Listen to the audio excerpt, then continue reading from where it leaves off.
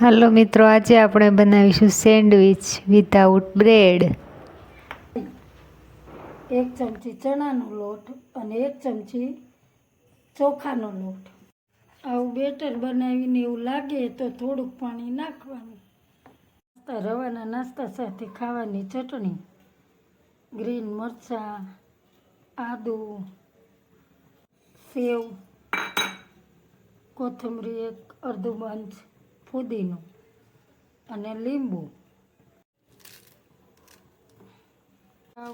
નાસ્તો સેન્ડવિચ જેવો જ લાગે છે, એમાં બ્રેડની જરૂર નથી પડતી. કોઈક દિવસ ટ્રાય કરજો. અમારા ઘરમાં બધાને બહુ ભાવવા માંડ્યું છે. 2-3 વખત ટ્રાય કરીને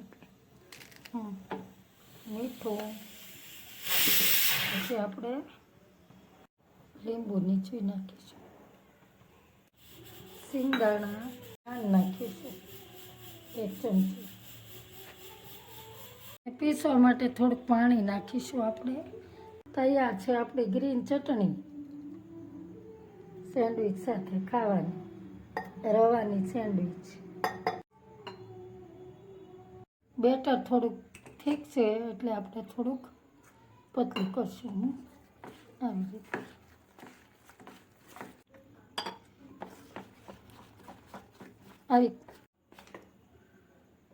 આવી રીતે હોવું જોઈએ.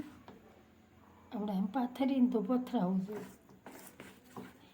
બટાકા બાફેલા સ્ટફિંગમાં આદુ મરચાંની પેસ્ટ, પછી ઝીણી સમારેલી ડુંગળી, ન ખાતા હોય તો સ્કીપ કરી નાખવાની. પછી ઝીણું સમારેલું લસણ અને કોથમરી.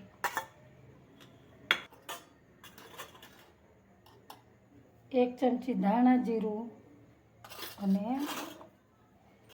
1 ચમચી ગરમ મસાલો, મીઠું.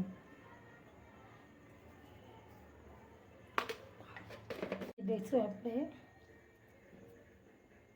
જેટલું તમે ખટાશ ખાતા હોય એટલું.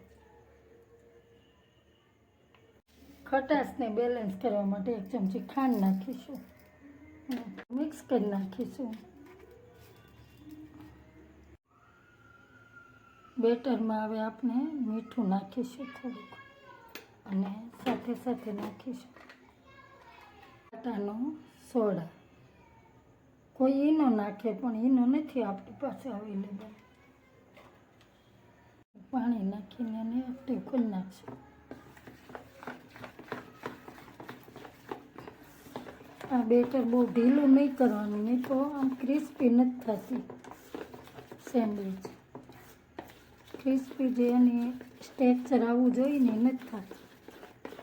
આને એકદમ સાફ કરી નાખવાની આમ, અને આમ ઠંડી પાણી દેવાની. થોડું પાણી નાખી ઉપર આવું નેપકિન બેપકિન ફેરવી દેવાનું. પછી આ બેટર છે ને પાતળું પાથરી દેવાનું ચોરસ બ્રેડના આકારમાં. પછી આવી રીતે એની ઉપર સ્ટફિંગ મૂકી દેવાનું છે.